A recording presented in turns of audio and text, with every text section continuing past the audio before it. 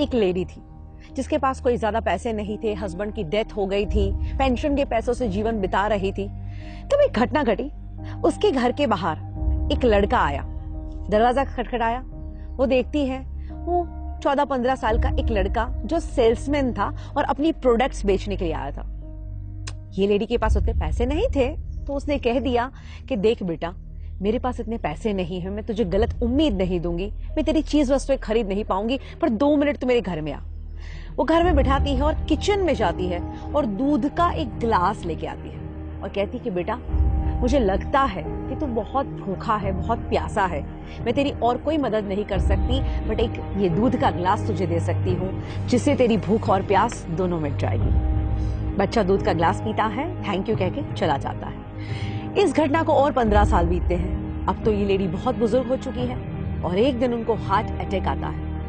आस पड़ोस वाले उनको हॉस्पिटल में भर्ती करते हैं और जब उनके ऊपर सर्जरी होती है, बाद में वो ठीक होकर अपनी आंखें खोलती है, तब उनको पता चलता है कि उनके ऊपर तो ऑलरेडी एक बहुत बड़ी सर्जरी हो चुकी है और जिसका लाखों का बिल बन चुका है। इस लेडी के पैरों तले से जमीन निकल जाती है और रोने लगती है कि हे भगवान, मुझे क्यों बचाया, अब मैं ये बिल कहां से पे करूंगी, मैं ये पैसा कैसे दूंगी। और 2-3 दिन वहां पे वो इतनी उदासी के साथ बिताती है। वो सोचती है मैं किसकी मदद मांगू। आखिर में उसका डिस्चार्ज का डे आता है। अभी भी उसको कुछ नहीं सूझ रहा, बिकॉज उसके कुछ ज्यादा रिलेटिव्स नहीं थे, ऐसे कोई लोग नहीं थे जो उसकी मदद कर पाए। वो भारी भारी कदमों से चलते हुए रिसेप्शन के काउंटर पे पहुंचती है। सोचती है मैं उनसे क्या बात करूंगी। वो कहती है मेरा बिल दिखाइए। वो बिल देते हैं एंड अप्रोक्सीमेटली 5 लाख रुपए का उसका बिल आया है। वो बिल देखती है पर उनको ताज्जुब होता है क्योंकि उस बिल के नीचे लिखा था ऑलरेडी पेड एंड उसके नीचे लिखा था thank you for the glass of milk. यानी वो लड़का जिसको उन्होंने एक दूध का ग्लास दिया, दोस्तों आज वो बड़ा होके एक डॉक्टर बन चुका है और उसी की हॉस्पिटल में ये लेडी आती है और वो देखता है कि ओ माय गॉड, ये तो वही लेडी जब मैं कुछ नहीं था और उन्होंने मुझे दूध का ग्लास दिया था।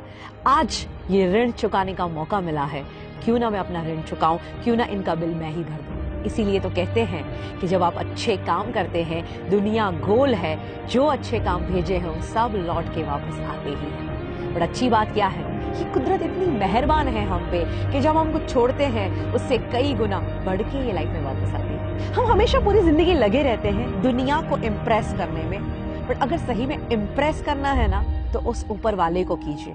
आपका इंटेंशन कितना भी सही क्यों ना हो, ये दुनिया सिर्फ आपका प्रेजेंटेशन देखती है एंड आपका ये प्रेजेंटेशन कितना भी अच्छा क्यों ना हो, ये ऊपर वाला तो सिर्फ आपका इंटेंशन ही देखता है। तो ये सद्भावना की शुरुआत आज से ही की जाए। मैं तो कहती हूँ दुनिया में खुशियां फैलाई जाए, क्योंकि अगर आप औरों के जीवन में खुशियां फैलाना भी शुरू करोगे तो वही खुशियां मल्टीप्लाई होकर आपके जीवन में वापस आएगी। भगवत गीता में बहुत ही सुंदर कहा गया है कि इस दुनिया में कोई भी इंसान अगर दुखी है तो तुम लंबे समय तक खुश नहीं रह सकते। अगर औरों को खुशियां बांटोगे तो तुम्हारे जीवन में खुशियां अपने आप आएगी। और मैं तो कहती हूँ आज के इस दुनिया में किसी के चेहरे पे स्माइल ले आना वो भी एक बहुत बड़ा आध्यात्मिक काम है।